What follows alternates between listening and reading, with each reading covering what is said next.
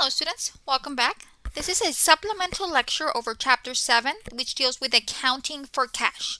Now the other lecture is very extensive. I give you an overview of how to be able to complete a bank reconciliation, which is a major requirement for this course. You do need to be able to learn how to prepare a bank reconciliation. Now in this particular lecture, I am going to go over some petty cash entries as well as identifying cash overages and shortages. Okay, so these are two shorter exercises that I hope will help you complete your assignment. Okay, the first exercise that I'm going to cover is exercise 7-6A. This particular problem deals with petty cash journal entries. So it says, based on the following petty cash information, prepare the journal entry to establish the petty cash fund, and B, the journal entry to replenish the petty cash fund. On January 1st, a check was written in the amount of $300 to establish a petty cash fund. During January, the following vouchers were written for cash removed from the petty cash drawer. Now, most small businesses have a petty cash box in their business. That way, if unexpected expenses arise, they can just be able to grab money from the petty cash box and be able to take care of whatever needs to be taken without having to wait to process a check or whatever the case might be. So the majority of the businesses have someone responsible for keeping and maintaining a record of the petty cash transactions. Okay, so in this particular case, you are asking us for two things. The first thing is to establish a petty cash fund. A petty cash fund is just like a regular cash fund, but instead of having the money in the bank, we have it in our business in a small box. Okay, so the petty cash account is only utilized in or used in three different situations. The first situation is that we touch the petty cash fund account is when we are establishing the petty cash fund. The second situation is where we have to update the amount in our petty cash box. So let's say, for example, we had established our petty cash box for $100, and now we notice that we're using it a lot, so we want to increase it to maybe $200. We would have to make an adjustment to our petty cash balance. That would be the second scenario where we would touch the petty cash fund account. The third scenario would be when we close out the petty cash fund. We no longer need it. We're zeroing it out. We're closing it. Okay. Those are the only three circumstances when we touch the petty cash account. Okay. Now, every month, usually that's how most businesses run. Every month we have to replenish our petty cash fund. We need to go ahead and figure out how much money was used, what it was used for, so we can record the appropriate entries in our general journal. And then we need to take money out of our bank account to put it back into our box so we can have more money for the following month to be able to pay any unexpected expenses. Okay. So the first thing that we're going to do is we're going to set up our petty cash account. And in this case, the problem says that we're going to open up a petty cash account for $300. And this is happening on January the 1st.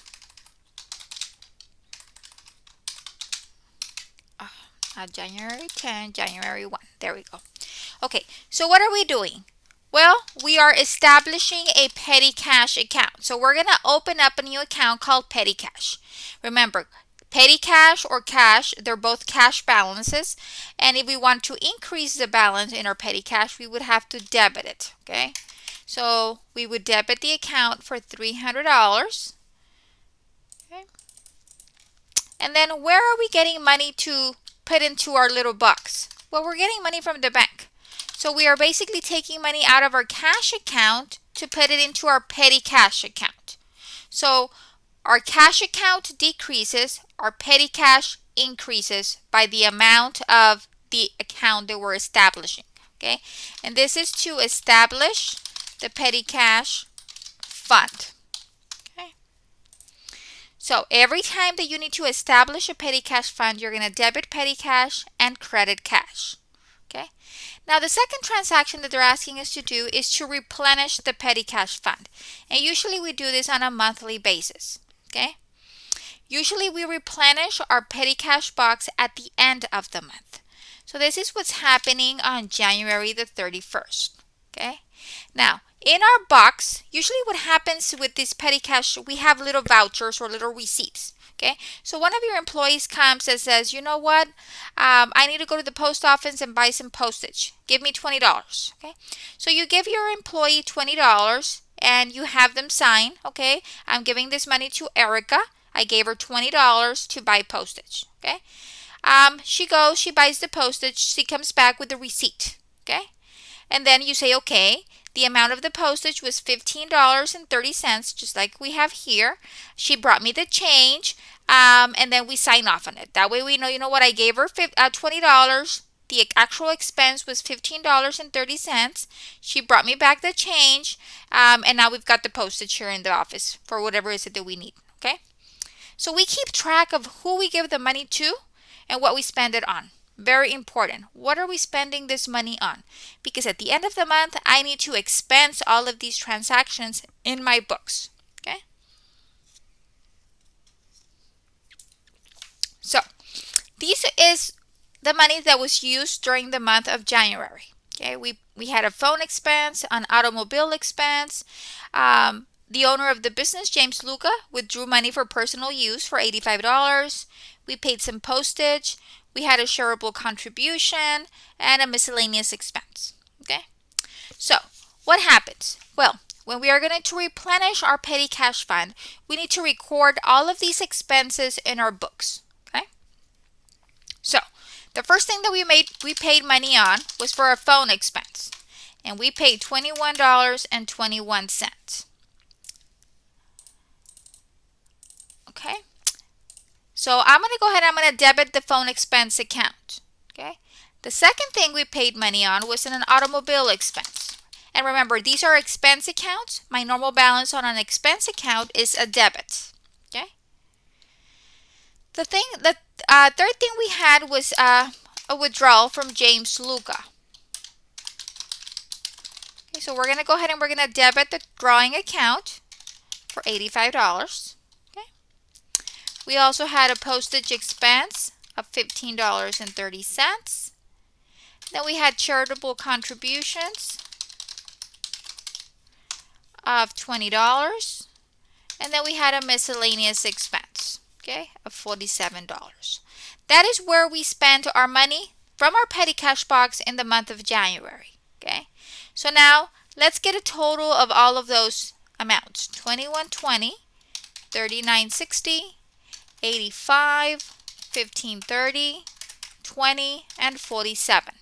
So we spent $228.10. Okay, that is money that is no longer in my petty cash box. I need to put money back into my box for $228.10. Where am I going to get that money from? Well, we're going to get that money from the cash account, from the bank. Okay. So, every time that you replenish your petty cash box, you're going to replenish it with the cash account. Remember I said we only touch the petty cash account. Okay, let me put it here. You only touch the petty cash account, one, when you are establishing it. Two, if you need to update amount on the petty cash box, on the petty cash fund, if you need to update it, maybe from 200 to 300 or maybe from 300 to 100. If there is an update on how much money you're going to keep on the box, then you touch the petty cash. Or if you're going to close the petty cash fund. Those are the only three situations where you're going to touch the petty cash account. To replenish the petty cash account,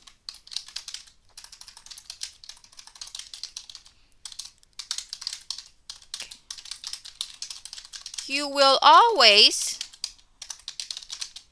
use cash, okay? The cash account. Okay, you will always use the cash account to replenish your petty cash box. You're going to take money out of the bank to put it back into your box, okay? That way you can go ahead and you can have $300 back on the beginning of February to start over the month fresh. So you should always have your petty cash fund amount at the beginning of the month. Okay, so I spent $228.10. So my petty cash is 300. I spent 228.10. That means I had $71.90 left over in my box. I'm gonna add 228.10 back into the box, and now I'm gonna come up with my $300 petty cash fund balance. Okay, so every time you replenish it, you have to go back to the $300 amount. So this is to replenish your petty cash fund. Okay, so when you're replenishing, you debit all of your wherever you spend your money in each of the accounts, and then you credit your cash account. Okay, so that is the first problem that I'm going to go over. The second problem that I'm going to go over, students usually have a difficult time understanding short and over. Okay, unless you've been either a teller or a cashier, this should be a piece of cake. But a lot of students haven't had that experience handling cash transactions or balancing their boxes, so they tend to have issues with this kind of problems. So it says cash short and over entries. Based on the following information, prepare the weekly entries for cash receipts from service fees and cash short and over. A change fund of $100 is maintained. Now, what is a change fund? A change fund is basically money that businesses keep in their cash register, in their box, to give change to their customers. So in case you come in at 8 in the morning and you pay with a $20 bill and I need to give you $5 back, I have that change available to give it to you. Okay? I used to work at HEB, and they would always start us off with a certain dollar amount in our boxes every morning that we would go in. And then from there, we would accumulate all of our transactions, and then they would cash out our box and balance it, so on and so forth. Okay? Businesses, they all run the same. Okay? We usually always have a change fund available. Okay? So they're asking us to do our daily entries for our cash receipts on these dates. Okay, so I'm going to start off. What I did here is I created a little template. Okay, we're going to start off with the cash counted, and we're only going to focus on April the 2nd for now. Okay, we counted cash in our box of $366.50 right there. Okay, we know that we need to keep $100 in our box. Okay, that's our change fund. We're going to keep $100 aside. Okay, so that means that I have cash on hand. I'm going to get my $366.50 minus my $100. That is the money that I have available to make a deposit on. Okay, $266.50. That is how much money I'm going to take to the bank on that day. Okay, now my cash register, that is the transactions that the system has picked up for your sales. So according to the system, you have sales of $268.50. Okay, so according to the cash register system, you sold $268.50, yet you only have $266.50 in your box. So the question is, are you short or are you over? Well, I'm going to go ahead and I'm going to get the cash on hand. How much money do I have available? Okay, and I'm going to subtract my cash register. Okay, and then that's going to tell me that I am short $2. Okay, you should have $268.50, but you only have $266.50. So I am short. Okay, so whenever we are short or over, there's an account that we use. The account is called cash, short, and over. Okay, if you are short, you will debit the cash, short, and over account. Okay, if you are over, you will credit the cash, and it shouldn't be cash, short, and over right here. Okay, if you are over, you're going to credit the cash, short, and over account. Okay, so we have this account being introduced. If you're not over or short, then you don't have to use it. But if you're over or short, then you're going to have to use it. So if you're short, you debit the cash short and over account. If you are over, you credit the cash short and over account. And on April the 2nd, we are short $2. Okay, so we're going to have an entry because we are short. We're going to debit the cash short and over account. So let's go ahead and record that transaction. And this is happening April the 2nd. Okay, well, how much cash do we have? Well, we have cash on hand right here of $266.50. Okay. Okay. That's the cash that you have on your hand. Okay, cash. And then we said we have cash short and over, and we said we are short $2. If you're short, you're going to debit the cash short and over account. So I'm going to debit it for $2. Let me go ahead and put commas. There we go. Okay. And then we're going to record our sales. Okay. We have service fees. Okay. How much do we, according to our cash register, how much did we sell? Well, according to our cash register, we sold $268.50. Okay. We always record our revenue or for the actual amount recorded on our cash register receipt tape. Okay. So the service fees, which is our revenue account, will be credited for the actual amount. The cash will be recorded for the actual amount that you have available in your hand. And then the plug would be your cash short and over account, whether you're short or over. Okay. Let's do April the 9th. On April the 9th, I counted cash of $333.50. I know I need to keep $100 in my box. My change fund is $100. So that means my cash on hand would be, I didn't subtract, would be that minus that, would be $233.50. Okay. According to my cash register receipt, we made sales of $237.75. Okay. Are we short or are we over? Well, my box, I have $233.50 when I should have $237. So I am short $4.25.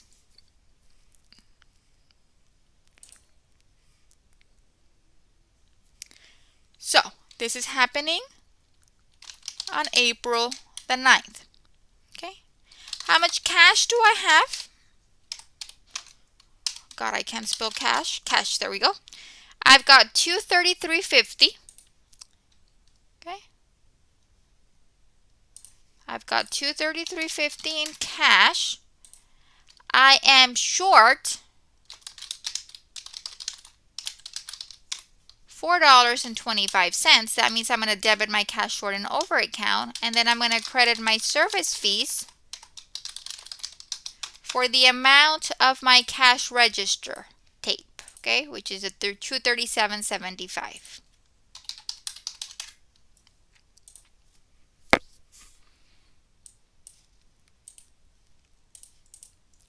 Okay.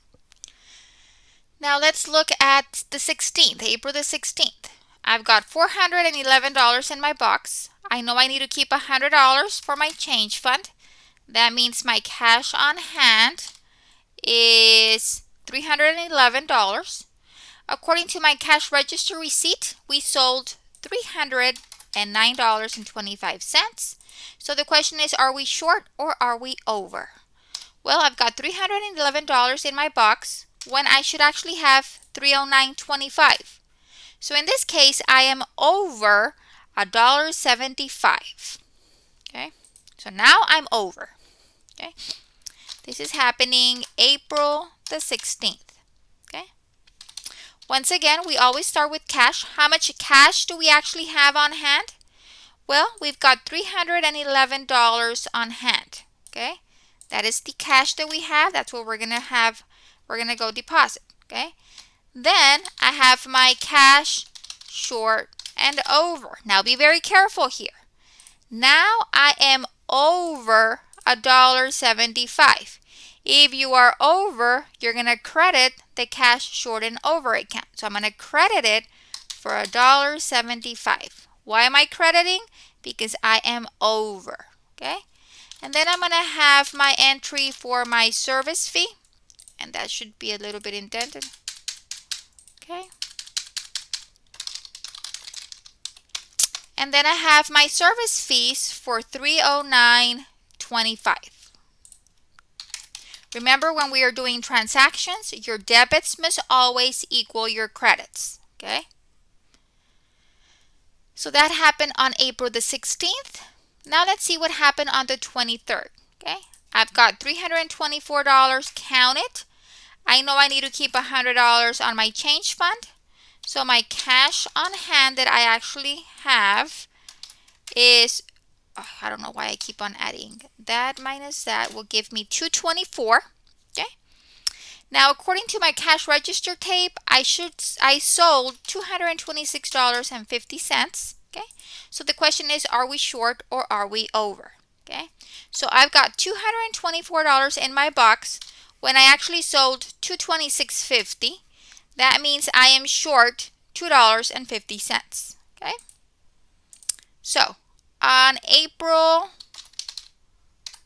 the 23rd, okay, how much cash do I have? Well, according to this, I've got cash on hand of $224.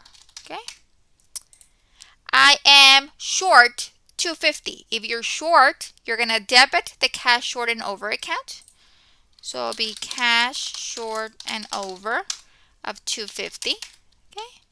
And then I'm going to credit my service fees for the amount of my cash register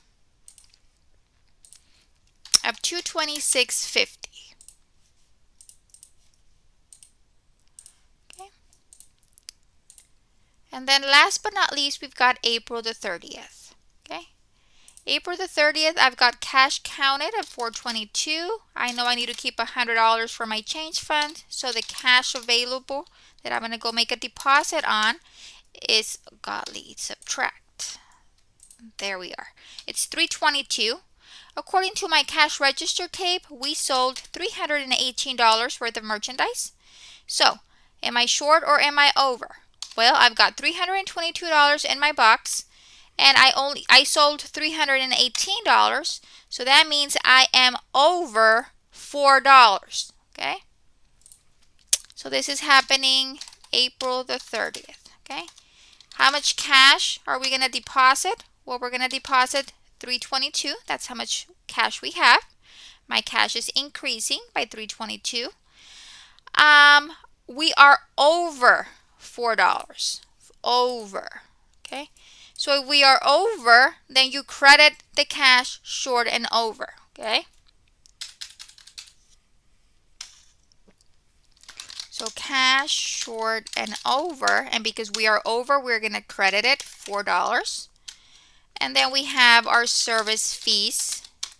And our service fees would be the amount of your cash register receipt tape right there. That'll be $318. Okay. Okay. When I'm preparing my journal, especially if I'm using Excel, I like to just make sure that my debits equal my credits. So I just run a quick sum of all of my debits and all of my credits, just to make sure that, you know what, I'm in balance. And yes, I am. Remember, debits must always equal your credits, okay? So I just did that just to make sure, have some peace of mind that I'm in balance, okay? So these are the entries that need to get done for your short and over. And if you notice, cash and service fees never change. You debit cash, you credit service fees. What changes is your cash short and over. If you're short, you debit. If you're over, you credit. Okay? And then you figure out how much you're short or you're over. Okay? So that is basically the second exercise that I'm going to be going over today. That way you can be able to have a more general understanding of cash short and over entries. Okay? So that is basically the end of this presentation. If you have any questions, please do not hesitate to contact me during my office hours, or send me a Blackboard message during the week, Monday through Friday, and I will be more than happy to help answer any questions you might have. Thank you very much.